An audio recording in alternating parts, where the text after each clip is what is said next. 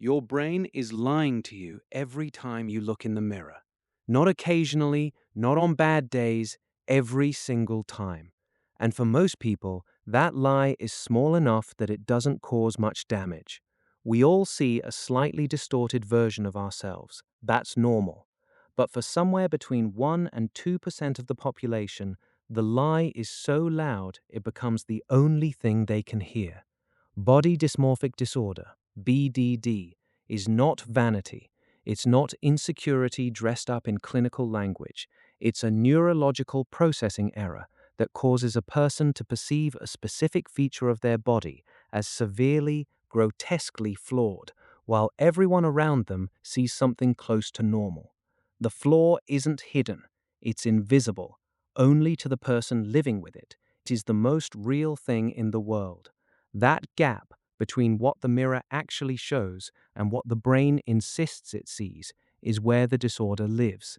And understanding why it happens requires going somewhere most conversations about body image never bother to go: inside the brain itself.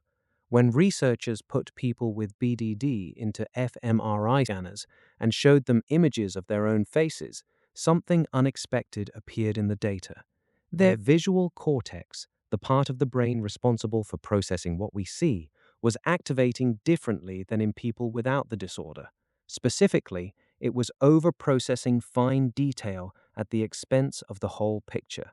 Where most people see a face as a unified thing, a person with BDD sees it as a collection of parts, each one scrutinized independently, none of them ever assembling into something they can accept. It's the difference between seeing a painting and only being able to see the individual brushstrokes. Meanwhile, the amygdala, the brain's threat detection system, is treating that reflection the way it would treat a predator. A genuine fight-or-flight alarm fires every time the person looks at themselves. The physical sensation of anxiety, the racing heart, the tightening chest, the urge to escape, is real. It's chemically identical to fear. The brain has coded their own appearance as a source of danger, and no amount of being told "you look fine" overrides a system that isn't processing logic, it's processing threat. This is where the behavioral loops start. Mirror checking feels, in the moment, like it should help. If you look long enough, carefully enough, you might find an angle that offers relief. You might catch the reflection at a moment that convinces you it's okay. It almost never works, but the temporary focus of attention provides just enough short-term reduction in anxiety to make the behavior feel rewarding. So it repeats, and then it repeats again. The checking isn't a solution to the obsession, it feeds it. Camouflaging works the same way. Specific clothing chosen to hide the perceived flaw. Makeup applied to cover something no one else can see. Posture adjusted in social situations so nobody gets a direct look. Each accommodation provides momentary relief and simultaneously confirms the belief that there is something worth hiding, which makes the next social situation feel more dangerous, not less. Eventually, the social world shrinks, events get avoided, relationships get harder to maintain.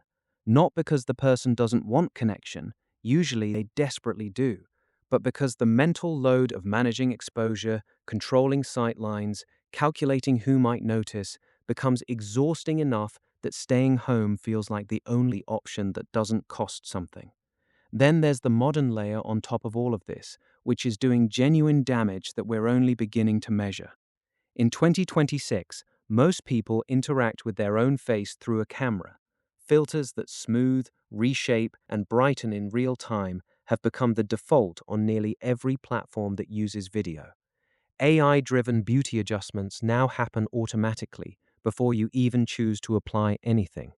The face you see of yourself on your phone screen has almost certainly been algorithmically altered.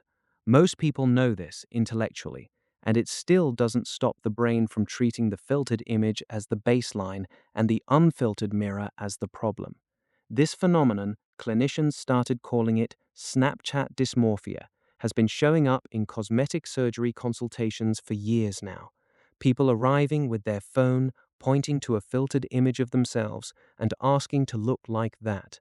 The request isn't to look better, It's to look like a version of themselves that was never real to begin with.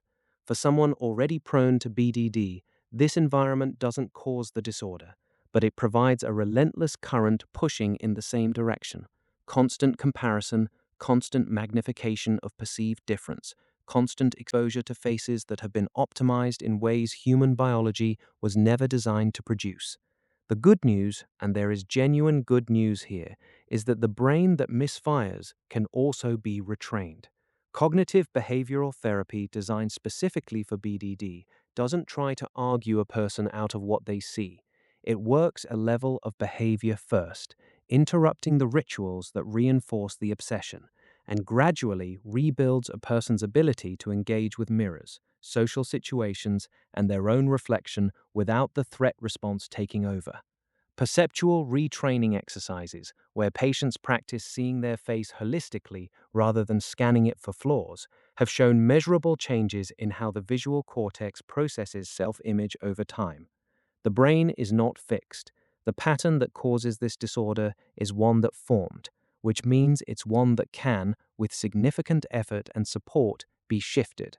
For anyone in the grip of a mirror fixation spiral right now, in this moment, the single most evidence-supported interruption technique is deceptively simple.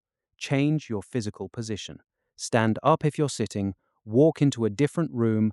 The goal is not to resolve the anxiety through logic, it's to interrupt the feedback loop by moving the body before the checking behavior has a chance to lock in.